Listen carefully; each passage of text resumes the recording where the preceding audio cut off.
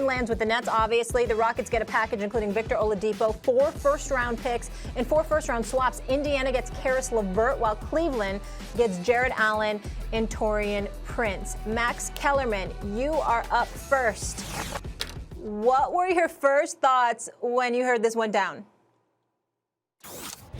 So many. First, the Nets have to make the finals. They have to make the finals. Let's just assume for a second that Kyrie is on the team and will play for the Nets at some point this season. This is the only big three in the NBA. I don't mean they're 2 great players and here's their 3rd best player. I mean big three. And whenever we've seen a big three, they at least make the finals. Celtics put together Pierce and Garnett and Ray Allen.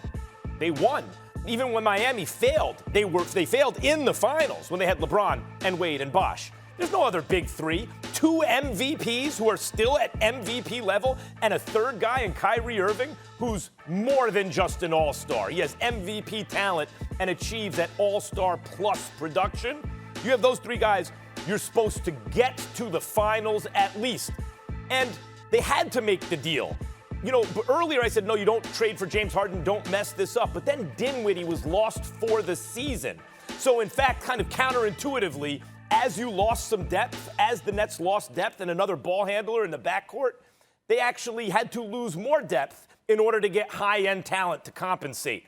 But they did lose depth. They lost Allen. They lost LeVert. And Houston got a haul. 4 firsts and 4 swaps. That's an amazing haul considering the leverage that Brooklyn had because Harden was out of there. And this is what I mean when I say superstars, Stephen A. and the league have all the leverage. What do I mean by that? Well, they can sign where they want when their deal is up, LeBron, KD, whomever, right? And they go from team to team. But because of that, guys like AD, say whatever you want about how long it took. AD wanted to go to the Lakers. Where did he wind up? The Lakers. Say whatever you want to say about Harden and the ups and downs. He said he wanted to go to Brooklyn. Where did he wind up? Brooklyn. Let this be a lesson to the owners in case they didn't already understand. If you have a superstar, an MVP caliber player, he's going to wind up where he says he wants to go anyway. Make the best deal you can. Now, finally, Stephen A., they have their work cut out for them. Not only is this not a good defensive team right now, but they're not adding a guy who's like a stalwart defender, you know, in the first place. And James Harden, though his defense till this year, we'll throw this out, has improved through the years. And also, there's only one ball. And while KD is a super great player, with or without the ball, doesn't matter, James Harden and Kyrie Irving both really need and want and like that ball. So they have their work cut out for them. But this team is finals or bust this year.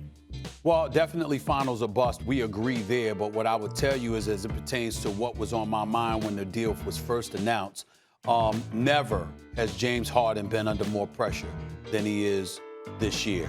The same could be said for Kyrie Irving, whose career I believe is on the line. You have people looking at him and wondering whether he's worth the trouble. We know what an ultra-talented person he is. He's a superstar talent. We get all of that. But guess what? Right now, he can't play better than me. You know why, Max? Because both of us are not on the court. He's somewhere else other than the Barclays Center, on the road with his team. I'm on television. He ain't doing anything on the court that I ain't doing, because neither one of us are there. Think about that and put that in its proper perspective. It does not matter how great you are if you don't put your greatness on display and you don't appreciate your greatness to the point where you don't showcase it in the fashion that he is supposed to. In the case of James Harden, this is the deal. You in Houston, you wanted Dwight Howard, then you didn't. You wanted CP3, then you didn't. You wanted Russell Westbrook, then you didn't mind y'all parting ways even though y'all are still boys. In the end, because Daryl Morey and Mike D'Antoni ended up going too, you decided that you wanted out. Fair enough. But since you arrived in Houston and since you've averaged 25 a game every season in your career in Houston, 30 over the last 3 years, 29 over the last 4 minimum, 28 over the last 5 minimum. Now you're playing with a dude who's better than you in Kevin Durant, who is a flat-out superstar in this game. Fresh off an Achilles tear, 18 months out of action, first 8 games playing this season, averaging 29 a game on 54% shooting. There is no excuse for the Brooklyn Nets not to make it to the NBA Finals. And the likelihood is that if we look at them and they don't make it, it'll be because Harden didn't show up, figuratively. or Kyrie didn't show up, possibly literally.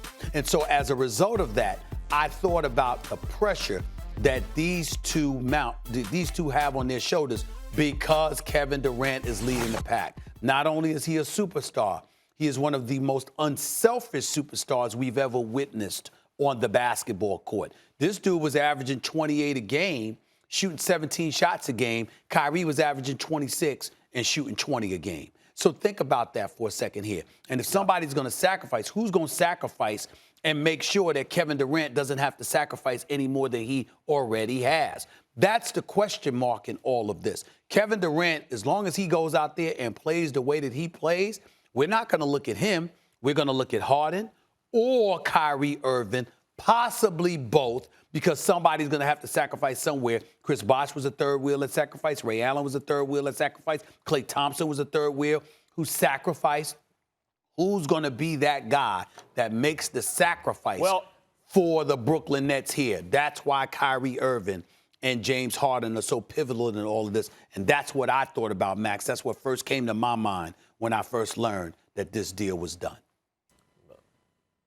Obviously, those thoughts are legit. Only thing I would add in terms of who the pressure's on, I think there's a lot of focus on Kyrie because he seems to be melting right now, and James Harden because, okay, James, you want Dwight Howard, you want Russell Westbrook, you want Chris Paul, you want Russell Westbrook. Now, after a year, it doesn't work out. You want to go to Brooklyn. You're joining two other superstars. You better win.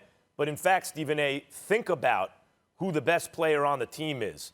I think there's actually the most pressure on KD, strangely, because LeBron, wherever he goes, figures out a way to make it work. It's not just that he has supernatural passing ability.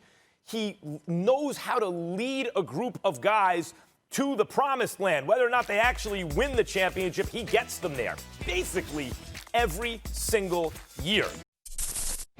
Thanks for watching ESPN on YouTube. For live streaming, sports, and premium content, subscribe to ESPN+.